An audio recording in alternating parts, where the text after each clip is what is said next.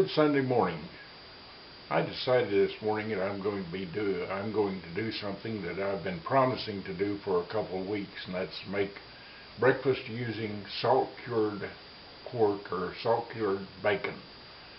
It's a little different from using normal bacon that you get at the store, but it's pretty good, and I'm going to show you how we did it back when I was a kid. This is a bowl of hot tap water, and the first thing we need to do is remove as much salt as possible and also rehydrate the meat. So I'm going to get out 3 slices of bacon here, or the salt cured pork, whichever way you want to call it, and put it in there to remove the salt, and the other is to replace the liquid in the meat that makes it tender and carries all the flavor and everything. The moisture had to be removed in the curing process because there is where it spoils. The microorganisms that form in there on the water is what causes the meat to spoil. Well, this is soaked for about 10 minutes now, and you can see how cloudy the water is. That's where the salt is coming out of it. And now we need to drain this water for the next step. Now that this has been drained, need to dredge it in flour. Just plain old all-purpose flour, doesn't have to be anything special. Just as long as you get it coated on the outside in flour.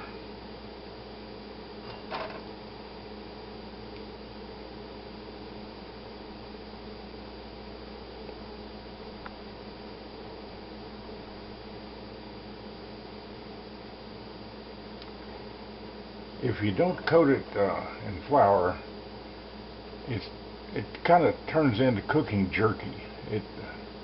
It has no moisture, or the moisture in it comes out very rapidly, and it just gets dry, and it's not crisp like bacon any longer. It's dry like a piece of leather. Now we've got that. The next step will be to put it in the skillet. I put the skillet on here to start heating. Sprayed it with a little no stick spray, but need a little bit of oil too in there. Otherwise it just cooks the flour right off of it.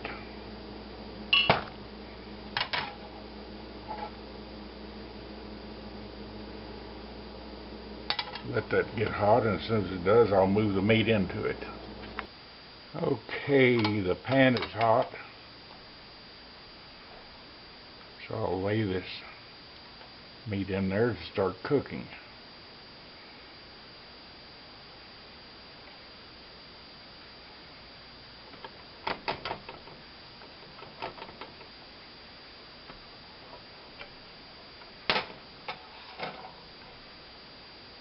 And let that start frying. You don't want to rush it. It's something that you fry slowly like you would a pork chop.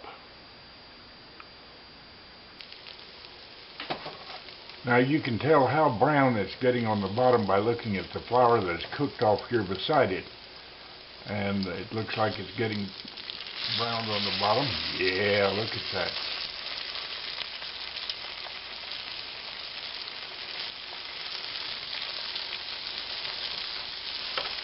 And then some oil down there on this side here.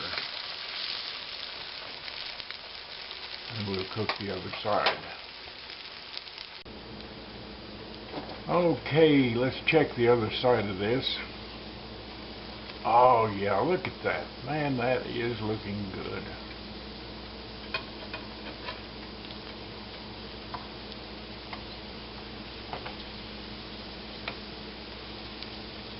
And see how nice and flat it's laying, like a pork chop?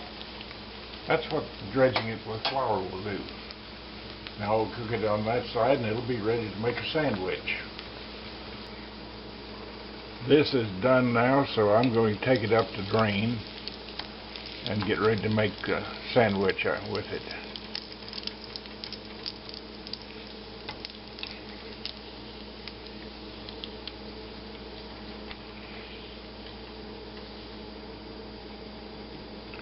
Now I've got to dump the skillet and wash it for the egg.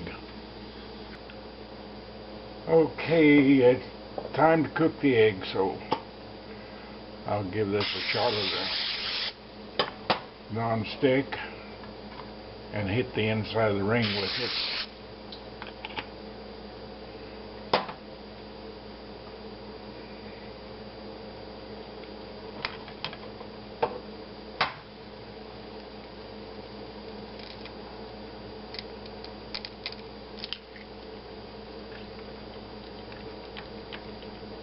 Break the yellow. And my old ice cube trick. I still have people that don't believe this works.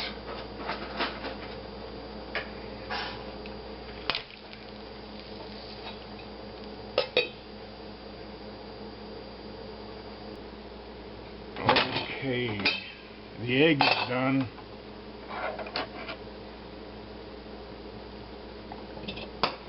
Get a little salt and pepper on that.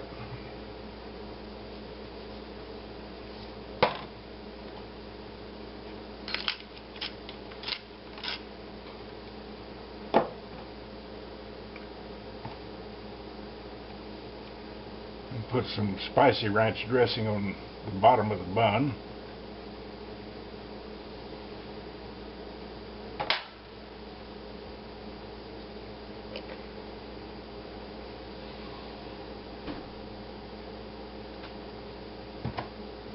Cheese on top of that, and the bacon on here,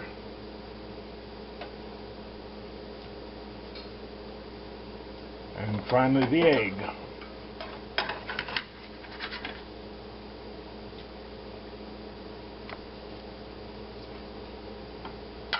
There it is.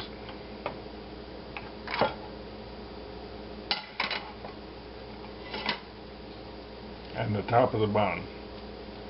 Now I'm going to head for the table and have my breakfast and tell you a story.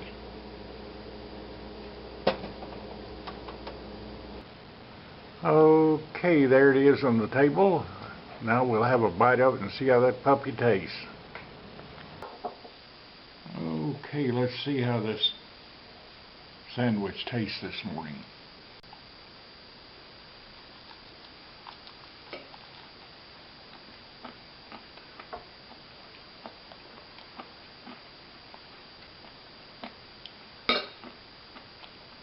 That's downright good.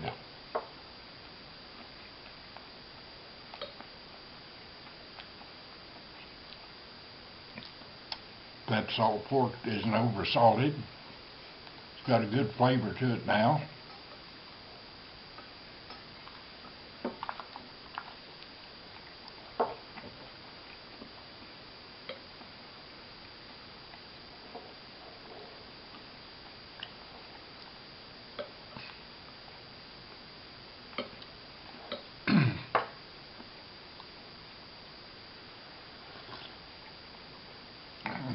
Good hot black coffee.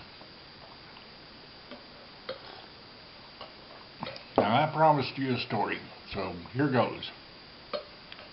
On the ranch, I don't know where it came from, but one of those Chinese geese, the one with the orange top knot on his head about the size of a golf ball, big white goose showed up there at the ranch. And he liked to swim around on a pond we had there that was one of those pond when it rained and dry when it didn't places.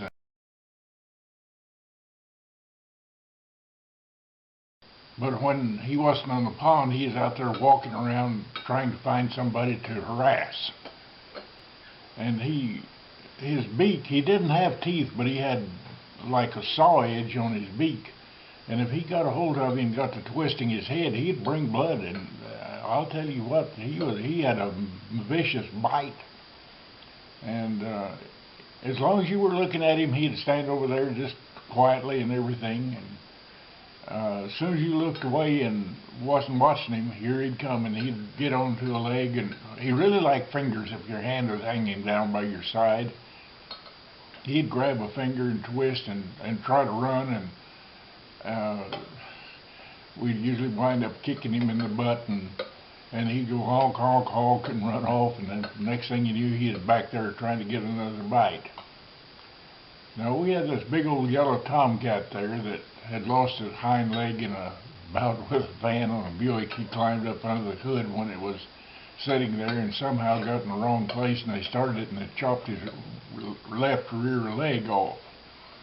Well, he recovered, and we called him Tripod, and he turned into a whole lot tougher cat than you'd think, and he could whip any cat there was around there with 3 legs, and he didn't need that 4th one. And I think he sired about 90% of the kittens that were born within 5 miles of there for years. But at any rate, if she caught that cat asleep, she would go around and get it where she could grab his tail, and she'd pick him up by the tail. And man, that cat would come up fighting. And when he got done, he'd jump on her.